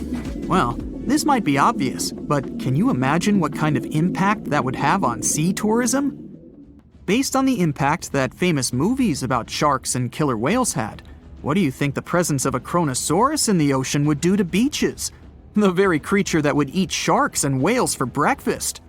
Beaches would certainly become a great place to go for a quiet walk, because nobody else would even be there. And what about such activities as boating, surfing, and scuba diving? You think anyone would dare try them, knowing that this 30-foot beast could be lurking beneath them? Let's give humans some credit and assume most of them wouldn't. This would cripple the global sea tourism industry, which is responsible for earning roughly $143 billion every year. Just to make sure this shocking point hits home, the most expensive yacht to ever roam the ocean was called the History Supreme. Its master bedroom was believed to have a statue made of T-Rex's bone and a wall made of meteorite rocks, as well as a 24-karat gold panoramic wall aquarium. Anyway, this yacht was worth nearly $5 billion, meaning you could buy 38 of them with the money lost and potential damages to sea tourism caused by the Chronosaurus. I'm sure that the yacht's owner was happy the beast never made an appearance in their luxurious aquarium. So luxurious, in fact, that some people believe the History Supreme, reportedly owned by some business genius from Malaysia, never even existed. Rumor has it that it was simply an elaborate hoax fabricated by the supposed designer. Anyway, I don't think the trouble would just stop there. People could actually be in serious danger, regardless of being near the ocean or not. No, I'm not about to tell you that this thing would grow legs, adapt to living on land, and start picking us off one by one. At least, I hope not. I'm just going to point out the damage that the Chronosaurus would inflict through its devastating impact on sea trade. In America, ocean transit accounts for 76% of national trade. On top of this, more than 100 vital pharmaceutical products originate in the sea. I'll also state the obvious and point out that the ocean is a huge food source for us humans. The presence of the Chronosaurus could have a great impact on our relationship with the ocean, something we usually take for granted. Hello, Brightsiders! Do you know where the deepest place in the world is? I think it's in the Pacific Ocean, near the Philippines and Papua New Guinea. It's the famous Mariana Trench. So let's take a tape measure, a very long one, and attach its end to the boat on the surface. Now we hold our breath and jump in the water. Fish and marine animals swim by. We descend lower to the depths and into total darkness. And after several hours, we reach Challenger Deep. The tape measure shows a depth of 36,200 feet. The famous Mariana Trench is not the deepest place on Earth, as everybody thought. The Kola super deep borehole located in Murmansk region in Russia beats it by a wide margin. And scientists have discovered something unusual and sinister there. When geologists were drilling the hole, they could reach the depth of 9 miles. And then they encountered voids. Scientists on the surface were surprised and scratched their heads and then decided to lower a microphone and dozens of other sensors in these voids. The temperature down below turned out to be 2,000 degrees Fahrenheit, and the microphone recorded something that sounded like human groans and screams. Many people thought the scientists had been able to drill into the underworld. The shocked people up above had already begun to panic, but suddenly an unknown creature jumped out of the drill pipe. It looked like a black goat that walked on its hind legs. Its body was shrouded in black flames. The creature got out of those deep hollows and ran off into an unknown direction. Okay, wait.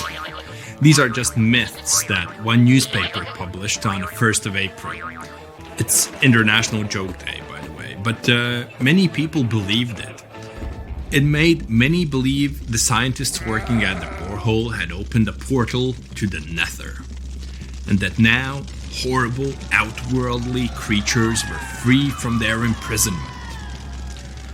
But like with any myth, there's some truth to it. The deeper the scientists drilled, the higher the temperature got.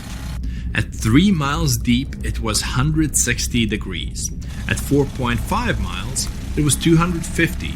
And at the maximum depth of 7.5 miles, the sensors recorded a temperature of 413 degrees. One day, scientists heard a loud explosion underground. They stopped working and everyone tried to find out what caused such a loud pop. But there was seemingly nothing there. After a while, they continued drilling deeper, and at the same depth, no accidents happened. The drilling began in May 1970. They passed the first 4.5 miles quite easily, and it was primarily hard granite rock. It was like drilling through a hard wall. But then their drill went into softer layers, and the shaft of the hole began to crumble. It was like drilling in wet sand. Every time the workers took the drill out, there was a risk that the hole would collapse under its own weight. As that eventually happened, the scientists picked a new direction to drill, and you know what's interesting? In the end, the map of the entire well looked not like a straight beam from top to bottom, but like a tree trunk which had diverged into many different routes. 9 years later, scientists reached the depth of 31,400 feet and broke the world record for the deepest borehole. By 1983, they made it another 8,000 feet deeper. After a brief pause in the work, there was an accident. A part of the drill broke away from the main body and remained in the borehole. For several months, scientists tried to extract the drill, but nothing worked, and they had to return to the depth of 4.5 miles and start all over again. The drill was divided into sections, and one such unit could only last about 4 hours before it had to be replaced. In terms of depth, that was only about 32 feet of drilling. Then the drill was lifted to the surface, replaced, and lowered back down. On average, the drilling speed was about 200 feet per month. That's like a 20-story building. In 1990, 20 years after the work had begun, scientists reached the final depth of 40,230 feet. That's like 100 soccer fields down. And after another accident, the work stopped. Guinness World Records registered the Kola super deep borehole as the deepest borehole in the world. It's like Mount Everest plus 9 Empire State Buildings on top of it. One of the most unusual discoveries at the Kola super deep borehole was that the soil at the depth of about 2 miles almost perfectly matches the composition of the surface of the moon.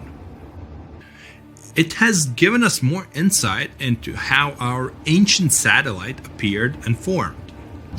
It seems that in the early stages of Earth's formation, a giant asteroid crashed into our planet. With that kind of force, it caused an explosion so powerful that part of our planet broke off and flew upward.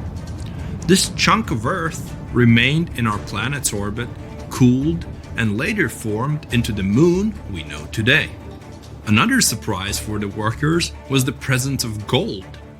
There was about 2.5 ounces of gold for every ton of soil lifted. The deeper the scientists went, the older the rocks were. In layers of rock about 2.8 billion years old, they found fossilized remains of living organisms. It made the world of science bubble with excitement, as it meant that life on our planet appeared 1.5 billion years earlier than first thought. In the early 1990s, they shut down the drilling project. Gradually, the buildings around the borehole and the drilling equipment were lost. Today, a lot of tourists visit the place. It's because of those same myths about creatures from the underworld. Yes, there's a hole 7.5 miles deep under that rusty lid. But the scientists working there never reached their goal. They wanted to drill into the Earth's mantle, but to do that, they would have had to dig down to a depth of about 44 miles.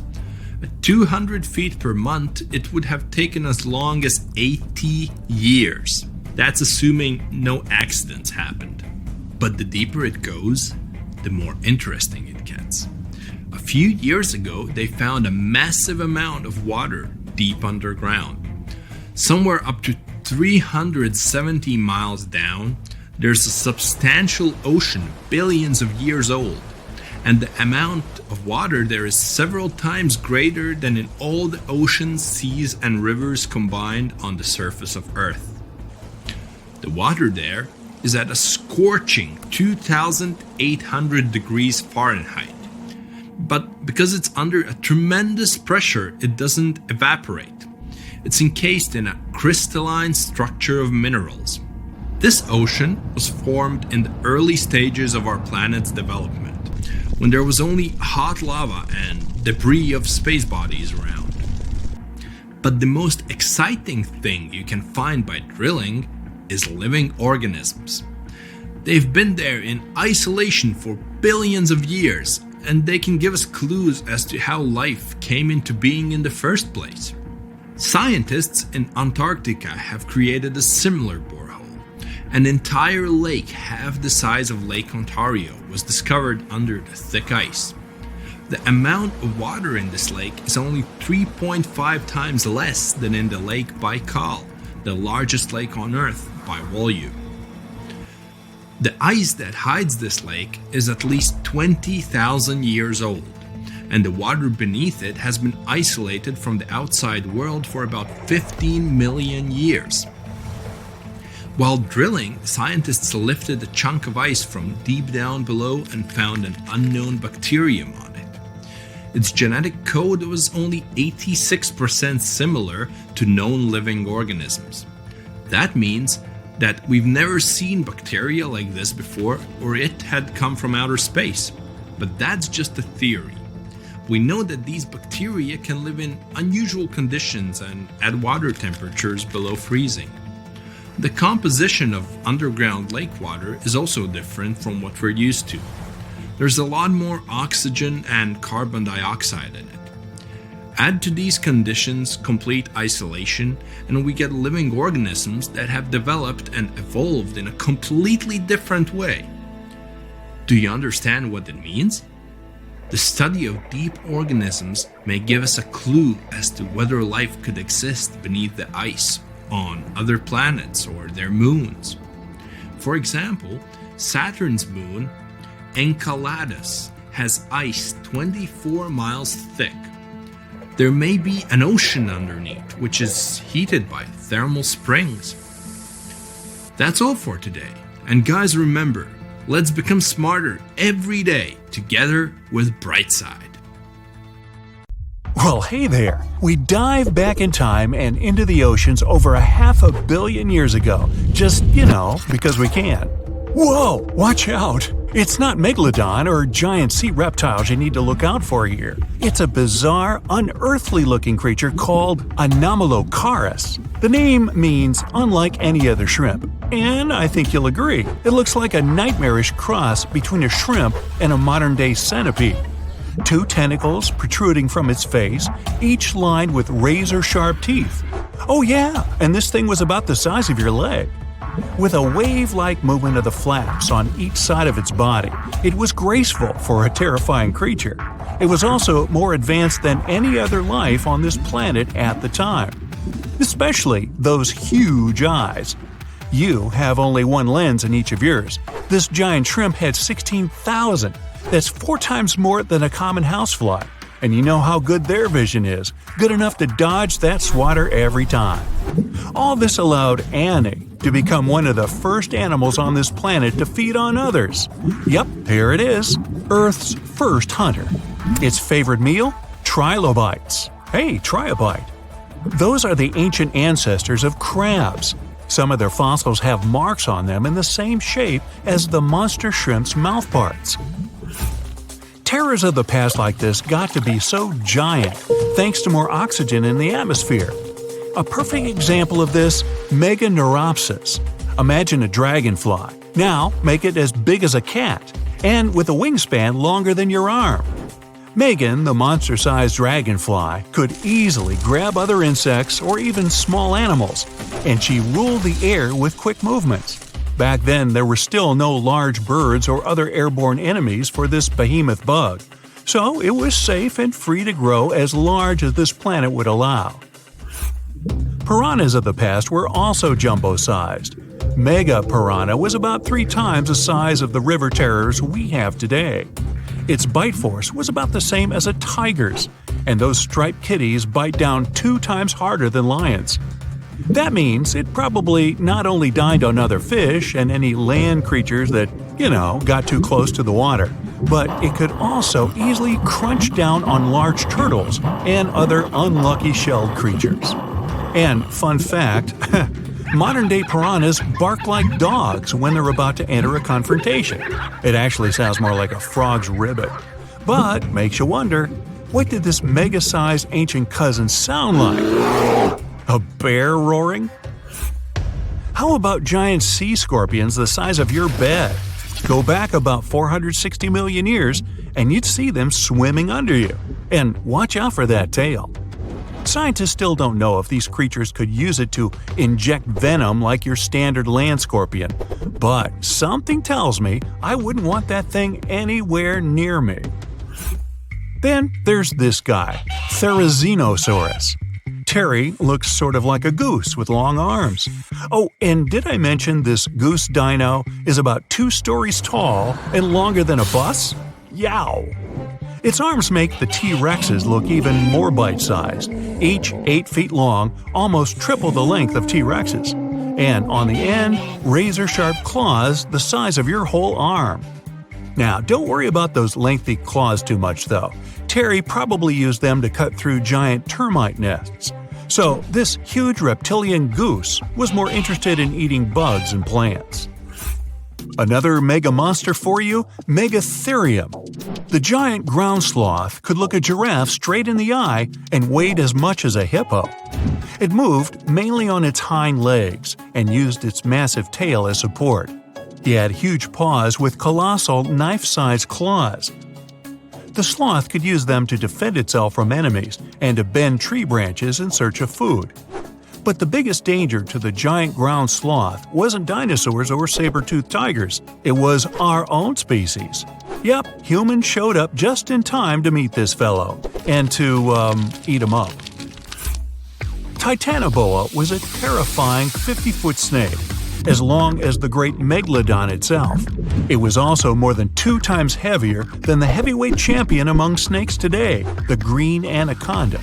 Crocodiles were a regular on this serpent's menu. Titanoboa could swim 3 times faster than the fastest Olympic swimmer our species has ever seen. It was quicker and more dangerous in the water than outside it. And don't forget the boa part of its name. This massive snake wasn't venomous. Instead, it liked to squeeze. Remember that giant shrimp from earlier? Well, Opabenia looks like its teeny-tiny finger-sized cousin. And instead of 2 toothy tentacles, this thing had a vacuum hose coming out of its face. On the end of that trunk, what looks like a single crab claw. Add 5 eyes and a mouth under its head, and you've got a recipe for something not of this planet. Only it is. This creature used its trunk like an elephant does. Its claw grabbed food from the bottom of the ocean and brought it up to its mouth. This thing is so weird-looking that, apparently, when the scientists who discovered it presented his findings to an audience, they all laughed as if he were joking. Now, a real-life monster, the Tully monster. From a distance, it looks a bit like Nessie, that long neck and teeth-lined jaws. But get closer, and you'll see it's more like a long nose with a mouth attached at the end, like a mosquito. Its eyes are further back, sticking out of tubes all snail-like. Tully was an ancient mollusk, about the size of your forearm. It probably dined on jellyfish and shrimp 300 million years ago. Thylacus smilus will put a smile on your face as long as you don't get too close. No, it's not a relative of the saber-toothed tiger. It was a marsupial, making it more related to a kangaroo than anything. And if you compare them to body size, its fangs were actually longer than a saber-toothed tiger's. And they grew continuously. As for that beard on its chin, that's actually all chin. The lower jawbone grew down to a point under the mouth. Those fangs were rooted to the skull, going way back to its eyes. When the mouth was closed, that bony beard protected the long, sharp teeth from breakage. Staganapolis, not to be confused with Minneapolis, might look like a big crocodile with a squished-in snout, but it was mostly harmless. Its small head and very few teeth meant the reptile didn't have much to work with when protecting itself. That's what all those armored scales were for, and no need for huge fangs or long rows of razor-sharp teeth when you're a plant eater. That beak-like tip on its nose allowed the stag to dig up plants. So, really, this reptile was more like a 10-foot scaly pig than a croc. Basilosaurus was a type of ancient whale that lived on our planet about 45 million years ago. Not quite as long as a blue whale, but this guy was still big enough to munch down on other whales and even sharks. Some people believe these monsters could still exist today. Eyewitnesses claim to have seen a giant sea dragon, and Basilosaurus fits the description. Plus, 90% of our oceans are unexplored. There's plenty of space to hide a sea monster. But scientists haven't found any fossils of this ancient whale younger than 3.7 million years. So, this myth is busted. Stegosaurus is one of the most recognizable dinosaurs that ever lived. It can easily be distinguished by those huge spikes on its tail and the bony plates on its back. It was twice as long as a giraffe and nearly 5 times heavier. But compared to its body size, it had the world's smallest brain. It was no larger than a dog's. Pelagornis had the largest wingspan of any bird ever discovered. It was twice the size of the largest bird today, the wandering albatross. Such huge wings made it hard for the bird to take off. It could only do so by jumping off cliffs. And when it finally spread its wings, this giant could only go about 40 miles per hour. The fastest bird today can reach speeds 5 times that. scientists discovered the largest water reservoir in the Oregon Cascades. It's hiding underground, holding more than twice the water volume of Lake Mead. Let me specify. It contains at least 19.4 cubic miles of water, which is almost 162 trillion bottles of water. If you drank one bottle a day, it would take you around 444 billion years to finish your stock. No wonder this underground aquifer discovery is so awesome. The Cascade mountain range, which contains the largest aquifer on Earth, stretches about 700 miles from Northern California to British Columbia.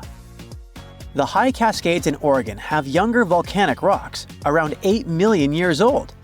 The Western Cascades are much older, 45 million years. They boast deep canyons and valleys.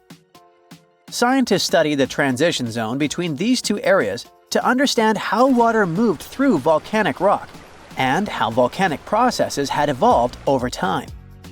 In the process, researchers measured rock temperatures at different depths. That's when the underground aquifer discovery happened. Normally, deeper rocks should be hotter because it's closer to the Earth's interior. But, to everyone's surprise, in several areas, the temperature stayed the same even at greater depths. Well, this was a strong clue that water was flowing through the rock and cooling it down. In other words, the Cascades function like a natural water tower, storing and slowly releasing water into rivers and streams. These geological water findings are important for two main reasons. First, it's our potential water source for the future. Such a massive amount of water stored underground could be an important resource. So far, we don't know how long it will remain in its current state and how resilient it's going to be to changes. So, we need more research to properly manage its use. Secondly, it affects volcanic activity. When water seeps deep underground and reaches magma, it instantly turns into steam, creating extreme pressure that can trigger explosive volcanic eruptions. Understanding how much water is stored in volcanic rock could help predict future eruptions and the risks they pose. Now, even though this discovery is exciting, there are still many unanswered questions. Like, how does this water move through the volcanic rock? Or how much of it is actually usable as a water resource? Since this underground reservoir depends on rain and snow, a series of dry years could cause big problems for both water supply and volcanic stability. Researchers are now working to understand the full impact of the Cascades volcanic water reservoir and how to manage it responsibly. But let's look closely at the geological wonder that is the Cascade Range. Picture this: a massive mountain range stretching all the way from Northern California up to British Columbia, cutting right through the middle of Oregon. That's the mountain range we're talking about. In Oregon alone, it's about 260 miles long and up to 90 miles wide, covering 17,000 square miles. Whoa, that's bigger than each of the 9 smallest US states. The coolest thing is that the Oregon part of this mountain range is basically built by volcanoes, and apparently contains at least one volcanic rock water storage. The range itself exists because of something called the Cascadia subduction zone, where the Juan de Fuca tectonic plate, a chunk of Earth's crust under the Pacific Ocean, is slowly getting shoved beneath North America. As it sinks, the intense heat and pressure force water out of the oceanic rock. It lowers the melting point of the surrounding mantle and creates magma. That magma rises up and fuels the Cascade volcanoes. This is part of the Ring of Fire, the giant belt of volcanoes circling the Pacific. So, in a way, the Cascades are part of a much bigger volcanic system that's constantly shifting and changing. The Oregon Cascades are actually made up of 2 completely different zones, the Western Cascades and the High Cascades, and they look nothing alike. The Western Cascades are the older part. They formed around 45 million years ago. These mountains are rugged and deeply carved up by rivers. Some canyons are as deep as 3,700 feet. This part of the range used to be volcanically active, but over time, erosion has taken over, reshaping the land. The High Cascades, on the other hand, are much younger and way less eroded. around 8 million years ago, the volcanic activity shifted, and new eruptions filled in old canyons, smoothing out the landscape. Eruptions kept piling up fresh lava, and rivers in this region didn't have as much time to create deep valleys like they did in the western Cascades.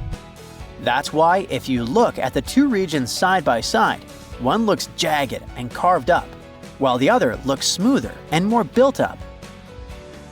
Some of Oregon's most famous volcanoes are located in the high Cascades.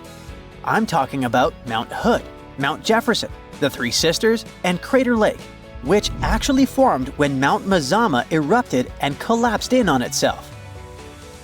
Unlike smaller volcanoes that pop up, erupt for a bit, and disappear over a few months or years, these giant volcanic centers have been active for thousands of years. And because they've been around for so long, they have way more complex magma systems. They produce everything from basalt, which is a runny, fast-moving lava, to andesite, dacite, and rhyolite. And rhyolite is the type of magma that leads to huge explosive eruptions. So while some of these volcanoes might just ooze lava, others have the potential for devastating blasts. Another amazing thing about these long-lived volcanoes is that their underground magma chambers stay hot for a really long time. That's why the Cascades are one of the best places to tap into geothermal energy. There's a ton of heat just sitting beneath the surface, waiting to be used.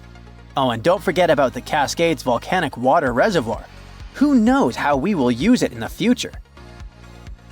Now, we already know that the Cascades are part of the magnificent Ring of Fire, Earth's most explosive zone. Imagine a massive horseshoe-shaped belt wrapping around the Pacific Ocean, stretching for about 25,000 miles.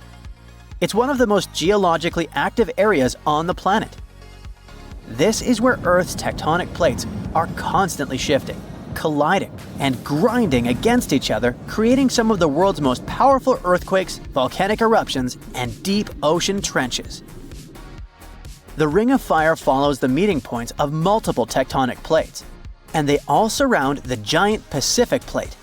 These plates aren't just sitting still, they're always on the move, pushing against or sliding beneath each other at their boundaries, known as fault lines. When this happens, you get everything from deep-sea trenches to towering volcanoes and violent earthquakes. One of the most extreme examples of this activity is the Mariana Trench, located east of Guam. At 7 miles deep, it's the deepest ocean trench on Earth. It was formed by a process called subduction, where one tectonic plate is forced beneath another, sinking deep into the Earth's mantle.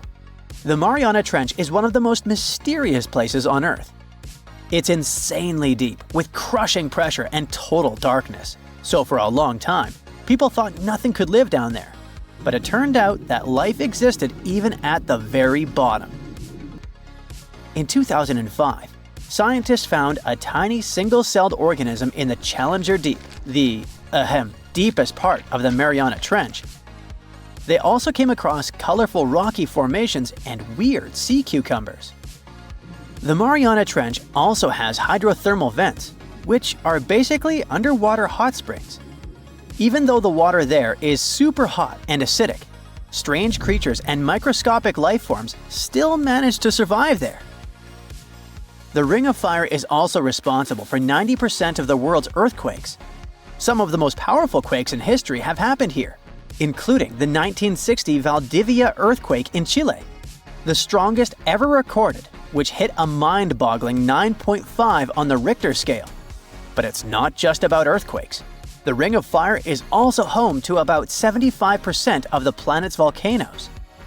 Some of the most famous eruptions in history have come from this region, like the infamous Mount Tambora in Indonesia.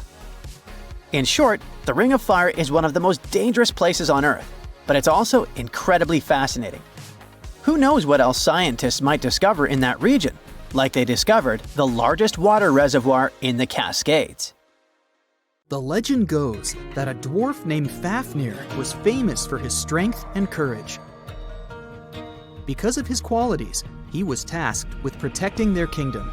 Dwarves were known to gather a lot of wealth, so a bit of added security was a must. I mean, they lived in a house made from gold and precious gems.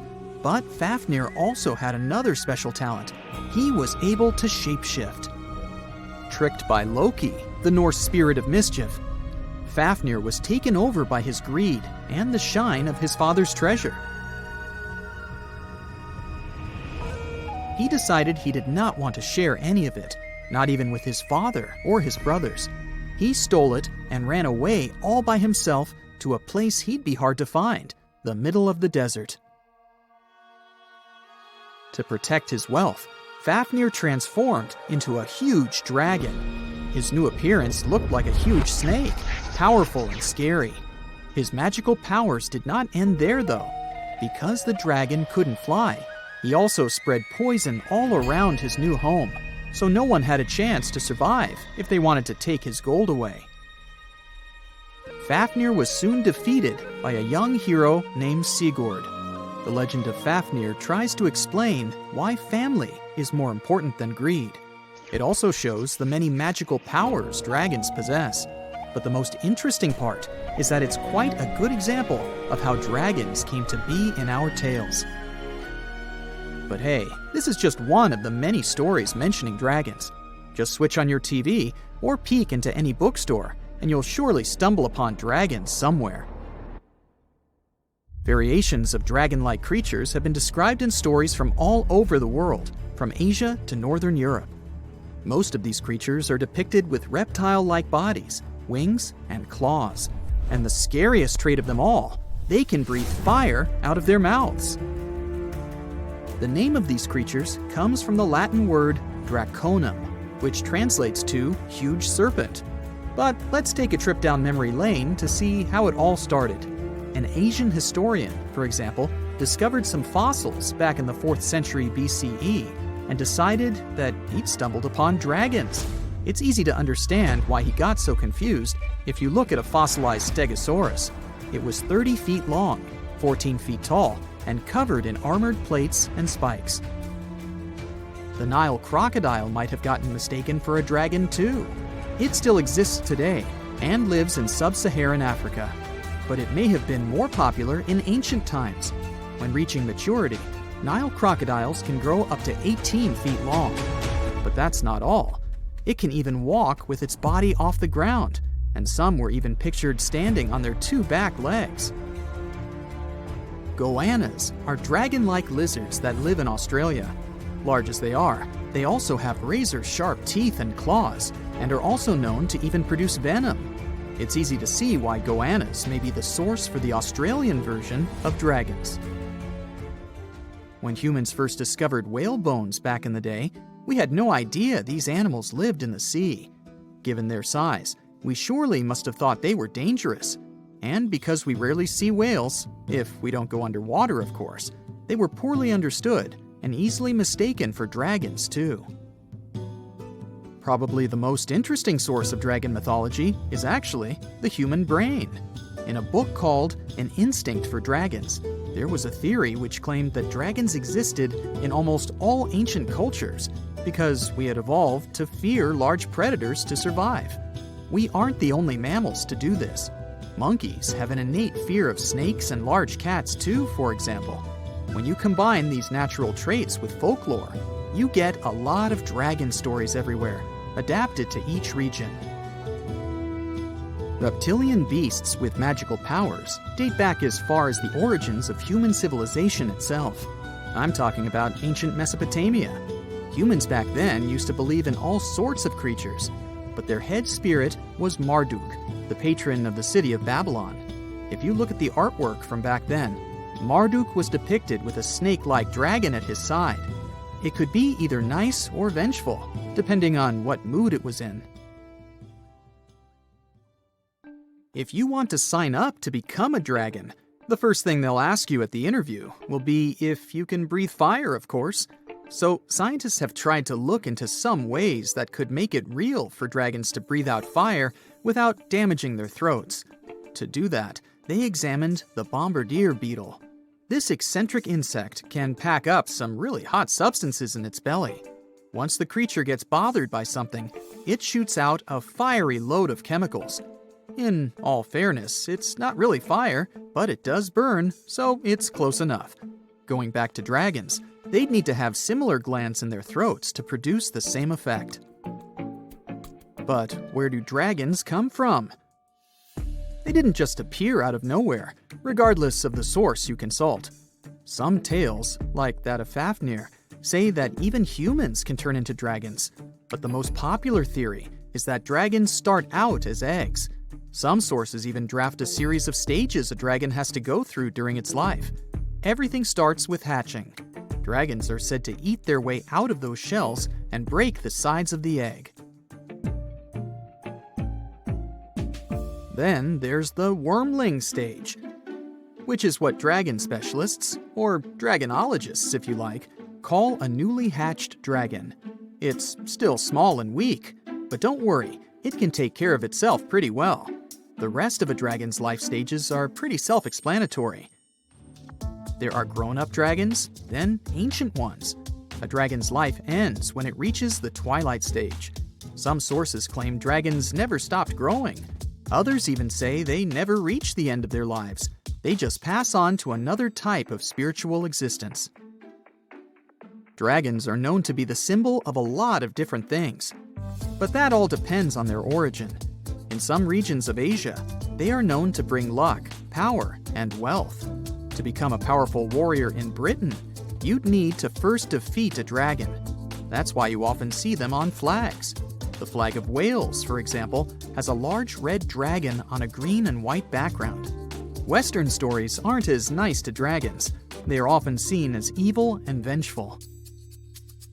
Another myth associated with dragons is that they love gold and precious stones. This greedy side of their temperament seems to date back to ancient Greece, where dragons were tasked with guarding treasures. Some of these guarding dragons were seen in such tales as The Hobbit and in the Harry Potter series. As for dragons' magical abilities, they also vary a lot. Some were said to have blood with supernatural properties. Some were rumored to be able to speak.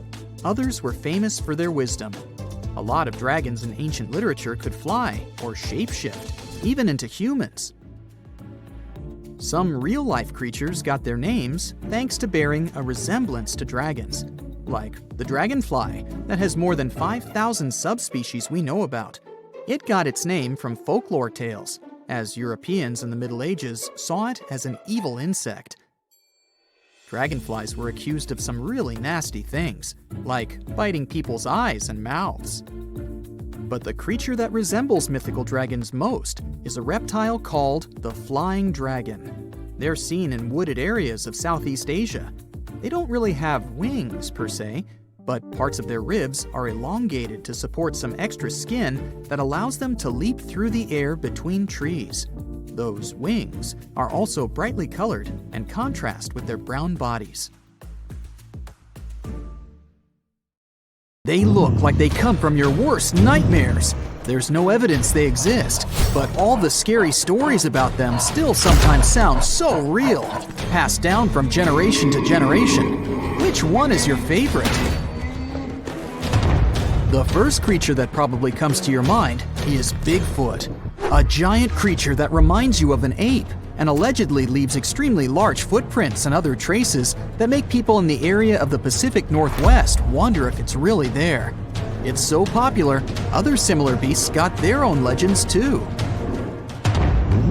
Like the Mogollon monster, something people also call the Arizona Bigfoot.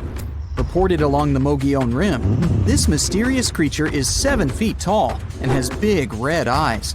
Stories say its body is covered with long reddish-brown or black hair, besides its face, chest, feet, and hands.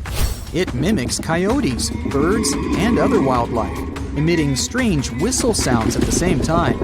The creature tends to explore campsites when it gets dark. It builds nests out of twigs, pine needles, and leaves. And if you're in that area and someone is throwing stones from locations you can't see, yep, Mogollon monster. This creature is omnivorous, which means it eats both plants and animals. And it prefers to wander at night, lurking for innocent prey lost in the woods. Urayuli. a 10-foot mythical creature people say hides in the southwestern woodland parts of Alaska. It's a hulking giant beast known for its extremely long limbs. Legends say their lanky arms are so long they reach their ankles. The creature is covered in a thick coat of hair. The only thing you can see on its face, not covered in the hair, is the creature's eerily luminescent eyes. The legend says Urayuli use their glowing eyes to hypnotize their prey. But not us, since stories say they prefer to catch deer. And they're known to be kind towards humans. And some claim the Urayuli are actually just a type of Bigfoot. Wendigo. This terrifying creature is said to be hiding across the northern forests of Canada and the United States, always looking if there's some lost wanderer.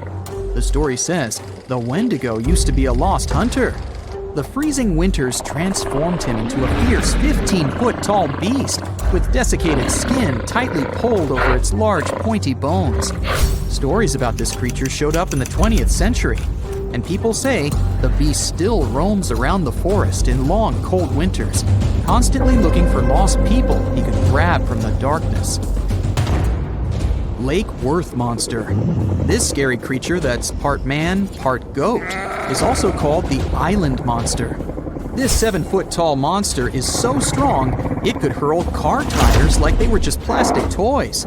In a worst nightmare scenario, it could appear in the darkness, sailing from the treetops and fiercely landing with full force on the hood of passing cars. That's how the first people who reported its existence described it. Lake Worth is located west of Dallas and east of Fort Worth. There's a landmass in the middle of this mystical lake known as Greer Island. The legend says that's where this scary monster, also known as Fort Worth's answer to Bigfoot, roams. And that's where some skeptics and thrill seekers still go, wandering around and trying to discover if the legend is true. Lurking in the darkness with its scary red eyes, meet the Mothman, a humanoid beast reportedly seen in the 1960s in Point Pleasant in West Virginia. On one cold night in November of 1966, two young couples reported to the police that they saw a big gray creature with glowing red eyes. It looked like a flying man with wings around 10 feet wide. During the next couple of days, more and more people said they saw the same thing. Later, a wildlife biologist from West Virginia University told reporters that these descriptions fit the sandhill crane. It's a big American crane almost as tall as a human being. It has a 7-foot wingspan and circles of red around its eyes. The gigantic bird may have got out of its migration route and started these stories. Or did it really? Fresno night crawlers. They're not that tall, considering they're monsters, about 5 feet. The upper part of their body is pretty small, so most of their height is their legs. These creatures have allegedly made 2 appearances so far. Once, people saw them in Fresno, California. In contrast, the other time was in Yosemite National Park in California. Both times they were in videos of poor quality, so it wasn't easy to find details of their upper body. But the creature is considered thin and white with no arms. At least, we can't see them. It also has pretty short and stilt-like feet. Have you heard of the slide rock bolter? It's said to be hiding somewhere in the mountains of Colorado. To be precise, in Lizard Head Mountain, only a stone's throw southwest from Telluride. It's some sort of leviathan that lives on the land. This mountain whale carefully observes its surroundings with beady eyes while chilling atop Lizard Head. It hangs from the peak while its split, clawed tail faces its body downward. If anything steps into its territory, the beast lifts its malign fluke immediately and bolts down the mountainside.